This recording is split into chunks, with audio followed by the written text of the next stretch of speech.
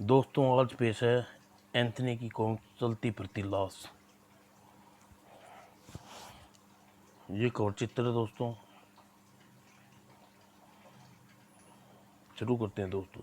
Inspector इतिहास उस समय रूपनगर पुलिस स्टेशन में मौजूद था। मैं रूपनगर शमशान घाट का चौकीदार रामसेवक हूँ साहब। यहाँ आने की वजह, ये गोली तुम्हारे पास कहाँ से आई? शमशान घाट में प्लेटफार्म नंबर 13 पर आज 2 दिन पहले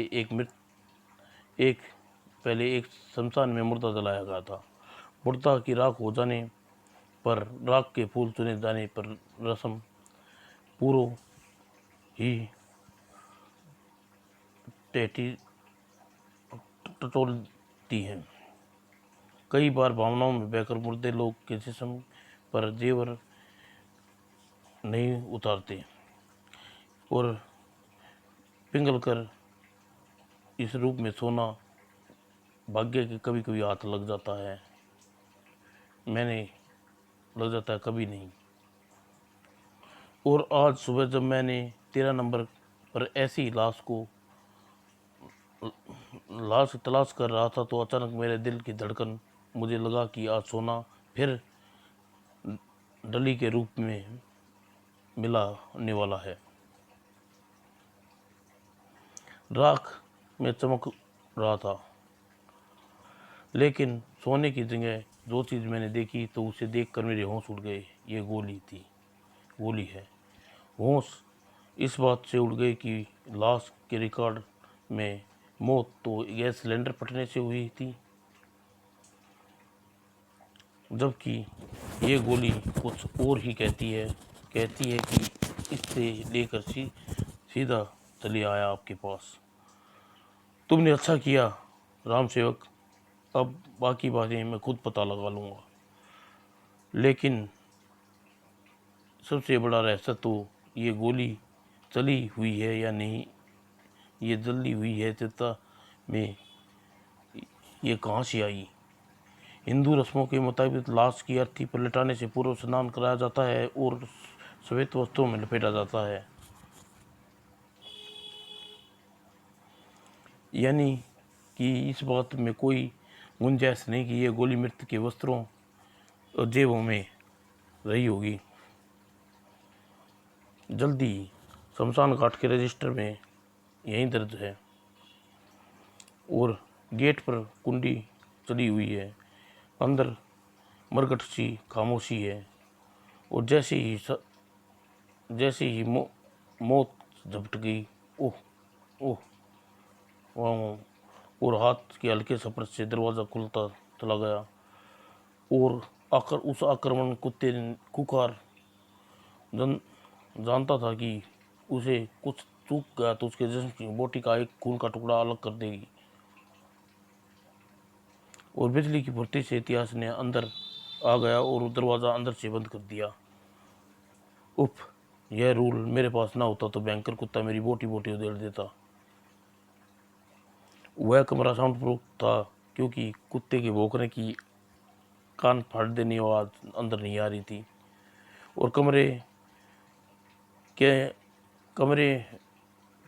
कई कमरे में ढूंढने के पश्चात अंत में अंधकार में चीरती हुई एक निगाह फर्श पर स्थित, कौन है वह?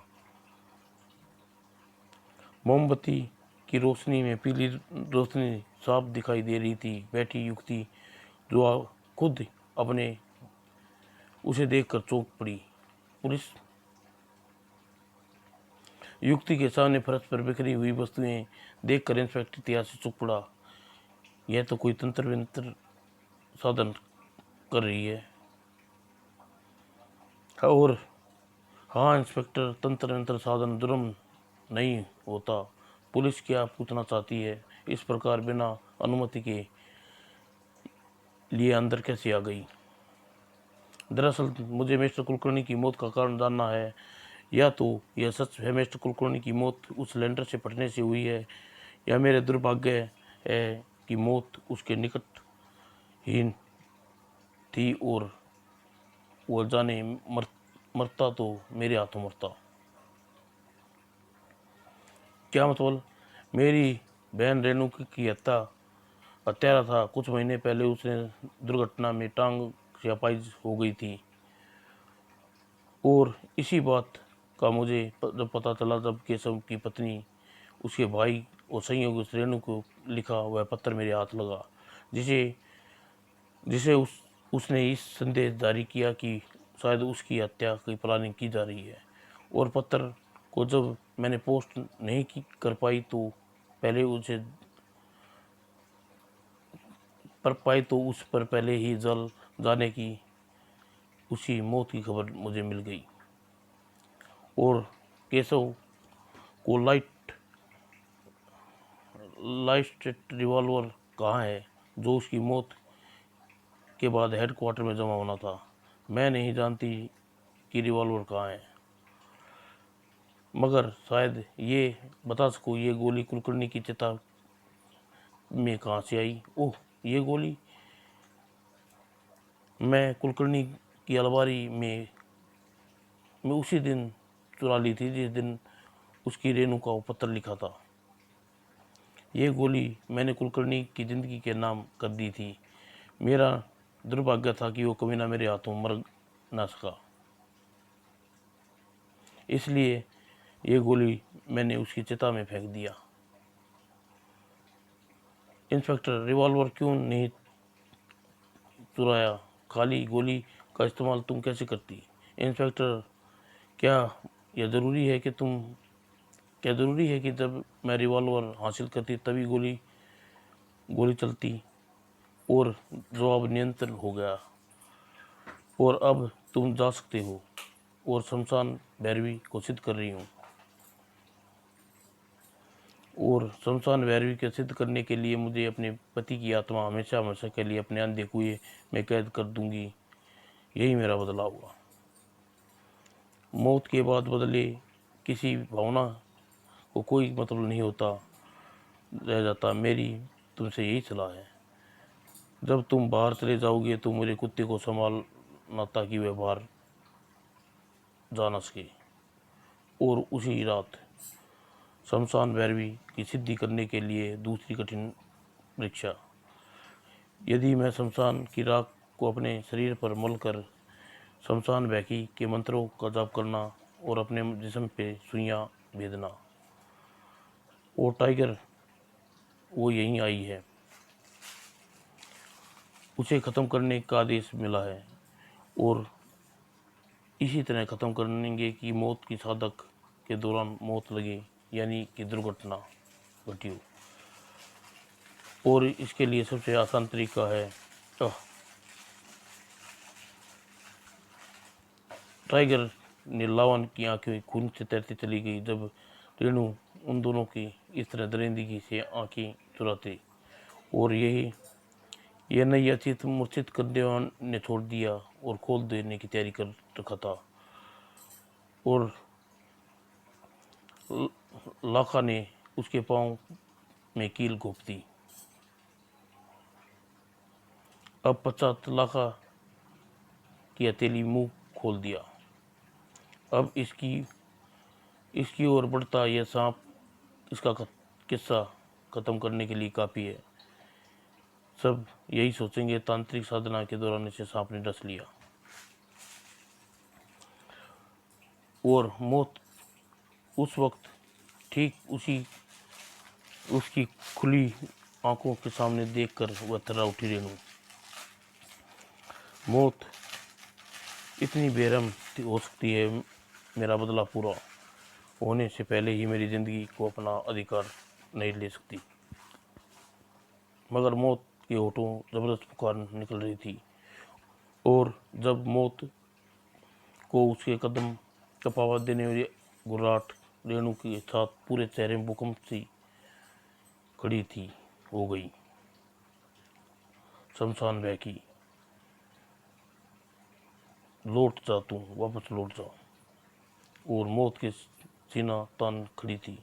रेणु शमशान भैकी की शक्ति की आवाज़ और शक्ति के लिए बुला रही थी। और शमशान से गुजरकर विद्युत की तरंगे प्रवेश कर गई थी कब्रिस्तान में, और दहल उठी थी आंखें छोटी सी काली आकृति की, जैसे तूफान चल रहा हो, और फटने लगी हुई कबर, और कुछ ऐसा था जैसे तरंगों की आत्माएं तक कांप उठी। और उस वक्त रेणु की टांग पर नीला चुंबन जड़ने के लिए मौत उस पर लपकी,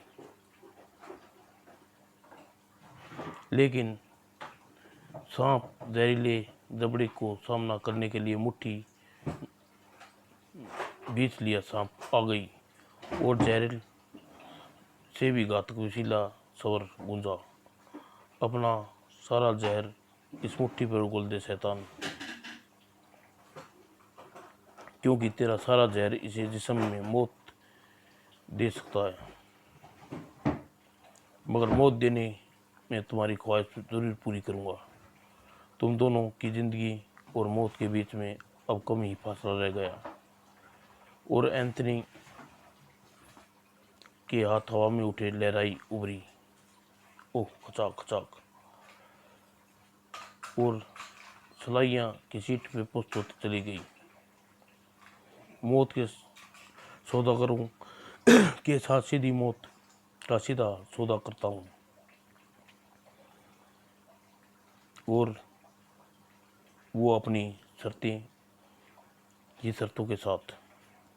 और वापस लौट गए। एंथनी के कानों पर दो चीख टकराई चुकी थी। जान लेने की खुशी नहीं होती मुझे, मगर ऐसी जिंदगी धरती पर बोझ मानता हूँ जो दूसरों को जीने का अधिकार छीन ले। और प्रिंस पूरी कोशिश कर रहा था कि अपने पाँव कील से बाहर खींच निकाले। तू रहने दे प्रिंस, इन कीलों को इसलिए नहीं खींच सक पा रहा, इस लड़की को दर्द देकर तुझे बेदर्द हो रहा है।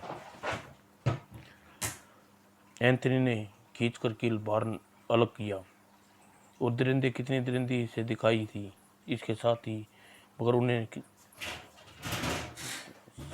सिलाइयों को मैंने दरिंदी को मौत दे दी। रेणु की करार उसी तरह देख रही थी एंथनी ने, और शमशान बैकी को सिद्ध करने जा रही थी। तुमने कुलकर्णी के विषय में कुछ बताने तुम आंखें सोले गिरने लगे थे, और साथ ही स्वयं को संयम करके बोली, मगर तुम कौन हो? तुम्हारे आने से यह विशेष प्रकार की सुगंध महसूस हो रही है। अच्छी और श्रद्धेय को मेरी उपस्थिति में ऐसी सुगंध महसूस होती है जैसे एंथनी कहते हैं, एंथनी गुंजारेस। और तुम्हारे लिए इतना ही परिचय काफ़ी है, और इतना समझ लेना कि शमशान भैरवी को सिद्ध करना तुम्हारे उद्देश्य को पवित्र नहीं है। और मौत इन सब गुनाहों को बड़ी सजा है जिसे तुम्हारे पति पा चुका है, और उसकी आत्मा का छेड़छाड़ तुम नहीं करने दूंगा। तुम अपनी जख्मों पर सूखने से पहले कमीने की आत्मा को तड़पने देना चाहती हूँ। ज्वालामुखी सी गिरगट लगी उसे चेहरे से, और मुझे ऐसा करने से कोई नहीं रोक सकता। मैं रोक सकता हूँ रेनू, और मैं ही रोकूंगा, लेकिन कोई साधारण इंसान नहीं रोक सकता। मैं इंसान नहीं हूँ, इंसानियत भी बाकी है। जो आज चली जाओ यहाँ से, और कोई कोशिश मत करना प्रगति के नियम के विरुद्ध।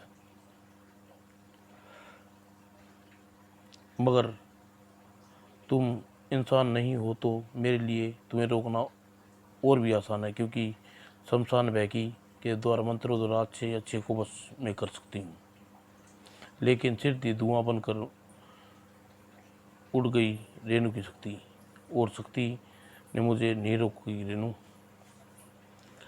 शमशान बैकी की आत्माएं तुम्हें जरूर रोकेंगी। उफ उफ। आत्माएं के घेरे में कैद से निकलने के लिए मुझे इन आत्माओं को दिमाग में संदेश करना होगा और इसके लिए मदद करेगा प्रिंस।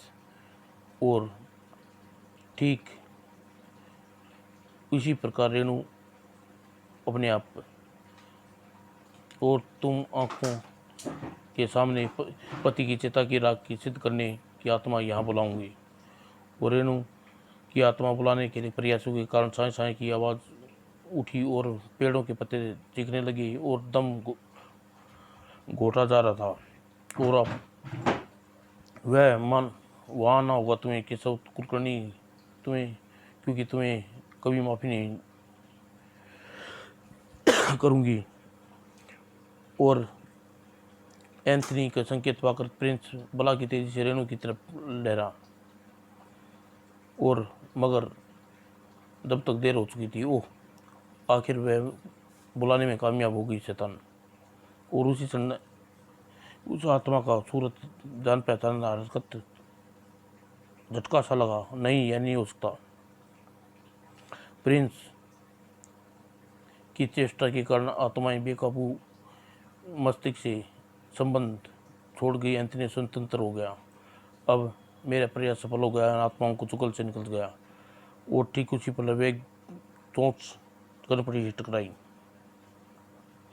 और ठीक उसी पर एंथनी ने झपट कर वेणु को मजबूत पाँव में कैद कर लिया। अब तुम कोई गलती नहीं करोगी। तुम नहीं नहीं, रुक जाओ।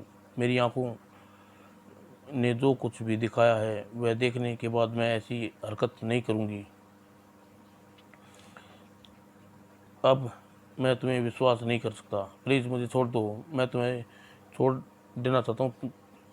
तुम आत्मा चली जाएगी। और वह आत्मा मेरे पति की नहीं है, मगर तुम्हें शमशान से उठाई गई अपने पति की चिता की राख और उस सिद्ध किया है उसी विधि से तू आत्मा आई है। इससे उसे शरीर को फूका है। तुम मुझे धोखा देने की कोशिश कर रही हो। यह सच है कि मैंने यह आत्मा उसी शरीर उसी राख की है। मैंने सिद्ध कर दिया है कि यह आत्मा मेरे पति की नहीं है। यह जरूर ही कोई गैस सिलेंडर फटने से आग में जलने मरने वाला शख्स मेरा पति नहीं है। एंथनी के मस्तिष्क पर एक बार तीव्र झटका लगा और फिर वह स्वयं ही बंधन ढीले पड़ते चले गए। और उधर रेणु के मुंह से एक एक शब्द आग की तरह गर्मी झुलसा रहा था। कौन हो तुम? मेरा नाम गिरीश है। और मुझे क्यों बुलाया है? मुझे छोड़ दो। मुझे तकलीफ हो रही है। तुम्हें छोड़ दूंगी। फिलहाल तुम्हें मेरे प्रश्नों के उत्तर देने होंगे। पूछो। जिस समय तुम्हारी मौत हुई उस समय क्या करने गए थे? मैं केशव साहब के फ़ोटो खींचने के लिए बुलाया था। दरअसल धीमे प्रोडक्ट पर लगाया था और उसे पर फ़ोटो चाहिए था। उसके बाद क्या हुआ? उसके बाद मैंने उसके फ़ोटो लिया और यहाँ वहाँ अनेक 3 मित्रों की तस्वीर भी ली। और उस वक्त उसके नमूने नहीं जानता था, मंसूबे नहीं जानता था। और मुझे किचन से भेज दिया गया यह कहकर कि मैं त्रिवेणी साहब के लिए कुछ फ़ोटो किचन में ले जाकर खिंचवाना चाहते हैं। और जैसे ही मैं किचन में प्रवेश किया, केशव वह हत्यारा बन गया। और फिर हाँ मिस्टर गिरीश, वेल्टन, दरअसल तुम आज जल कर मरने वाले हो। हम सब की ऐसे ही लगेगा मैं जल कर मर गया हूँ। यह पत्र इस प्रकार बीमे के 40 लाख रुपए आसानी से मेरे मित्रों को तक हमारी बदौलत लग जाएंगे। और गैस की बदबू मेरे मस्तिष्क को बनौर कर रख दिया। और बचने के लिए मैंने कोई प्रश्न नहीं उठाया था। तभी केशव लाइटर अंदर फेंक दिया और दरवाज़ा बाहर से बंद कर दिया। मगर उसके खिलाफ कोई सबूत मेरे हाथों, मेरे कैमरे में पड़ी फिल्म इस फिल्म वक्त कैमरे में निकल कर खिड़की से बाहर उछाल दिया। इसी पल कोई जबरदस्त धमाके के साथ कमरे की लपटें उठी और मैं सिलेंडर फट चुका था। और फिर उसी शाम गिरीश की आत्मा ने बताया कि था कि वो किचन की ओर बढ़ते कैमरे की रील का बदल रहा था। जो खींची थी रील इस वक्त उसके हाथ में थी और वह किचन में आग लगी थी और उसने आग लगने से कुछ देर पूर्व कैमरे से रील बाहर उछाल दी और किचन से बाहर आकर एंथनी ने क्षेत्र का छान मारा, लेकिन उसे रील मिल गई। ये रील ये ये रही रील प्रिंस। और फिर फिल्म देखकर उसके हत्यारों की तस्वीर के साथ खुद भी केशोभीत है। और लेकिन मासूम रेनू की बहन की कसम देकर कानून के हाथ में लेने को नहीं कहा। वह इसी तरह शर्त पर मानी है कि सभी कसूरवारों को मैं भयानक दंड दूंगा और बेरहम शैतानों के लिए शब्द एक ही है, मौत। और काऊ अपना समर्थन दे रहा था। और उधर एंथनी बड़ी जालिम मुस्कान से उठ, अब मैं वचन दिया है कि अगर मैं अपने प्राण प्रेस में काम आता हो खुद मारूंगी और आत्मा के अंधेरे कुएं में लटकाऊंगी। हा हा हा। और उधर विडो बार एंड रेस्टोरेंट में नाइट डांस शो के बाद रेस्तरां के निकलने वाली सांस अक्सर नशे में भारी कदमों की लड़खड़ाहट होती है। आई और सर्द हाथों ने 35 वर्षीय आयु के व्यक्ति को संभाला। होश और नियंत्रण रहे, जरूर दिमाग पर नियंत्रण होना चाहिए। घोष, तुम कौन हो? I am heart patient is मुझे सीने से दर्द है, मुझे दौरा है, मुझे अंदर बैठ जाने दो। और यह बाइस्फोरिक ट्रांस नामक टैबलेट की शीशी। इसकी एक टैबलेट किसी भी अटैक को मेरे सेंटर में ठीक वैसे ही जैसे रेगिस्तान में भटके मुसाफिर के लिए पानी। यानी अगर मैं गोली तुम्हें न मिल पाए तो तुम वैसे ही मरोगे जैसे रेगिस्तान में पानी न मिलने से मरता है। हप हप। और निस्संदेह मैं तुम्हें नहीं पहचान जाओगे, मगर फिलहाल तुम ड्राइविंग लायक नहीं रह गए। तुम्हें गणतंत्र स्थान पर छोड़ देता हूँ और घबरा कर उठाकर ईंधन तुम्हें मुझे बताया बिना पूछे ही कार ड्राइवर के चले जा रही हो। क्या तुम पता है मुझे कहाँ जाना है? फिलहाल तो सिर्फ मुझे पता है इतना, तुम्हारी मंजिल कहाँ है? ये तुम कहाँ ले जा रही है? आखिर बताते क्यों नहीं तुम कौन हो? एंथनी गुंजारेस। एंथनी के चेहरे पर उभरे खतरनाक भाषा देखकर तिरन सी काँप गई घोष की और पंख फड़फड़ाए रहे थे उस दहशत के। हिल गए घोष। ये कौवा, ये मेरा साथी है, प्रिंस इसका नाम है। उफ, ये भयानक दुर्गंध का एहसास जब मैं भी हत्यारे के जख्म में लोग पहुंचता हूँ तो ऐसी ही दुर्गंध को महसूस होती है। मगर अब कुछ देर के लिए ही सो जाओ। और 10 मिनट घोष लड़खड़ा कर बैठ गया। ओ, यह मैं कहाँ हूँ? झूले पर क्या बिठा दिया? और तुम्हारे होश में आने की प्रतीक्षा थी और ताकि तुम्हारा झूले पर पहला पता चल सके तुम मौत के किस गुनाह के कारण मिल रहे हो। मुझे नीचे उतारो। अधिक दहशत भरी चीख गूंज उठी। नहीं, मुझे नीचे उतारो। और गोप का चेहरा सफ़ेद हो पड़ गया। और जॉइंट व्हील, तुम्हें जिंदा एक ही सूरत में नीचे उतार सकता हूँ घोष, वह है जंप कर दो तो। और हलक फाड़ कर चीख पड़ा घोष, मेरा दिल की धड़कनें बढ़ती जा रही है, मेरा सीने में दर्द हो रहा है, ओह अटैक पड़ रहा है, और रोको पुलिस पुलिस रोको। उफ, ये बार केमिस्ट स्टेडियम की गोलियां तो सीसी कहाँ गई। अब अपनी जेब में कुछ ढूंढ रहा होगा, शायद ये टैबलेट। और बेहद कर्कश से चीखता रहा प्रिंस। और उस समय शोक बिल्कुल लुढ़क गया जब उसकी आंखें अंदाज में खुली थी अब, मगर वह उसे जीवन की तेजी नहीं थी, निस्तेज हो चुकी थी उसकी आंखें नियंत्रण और उसके जिस्म।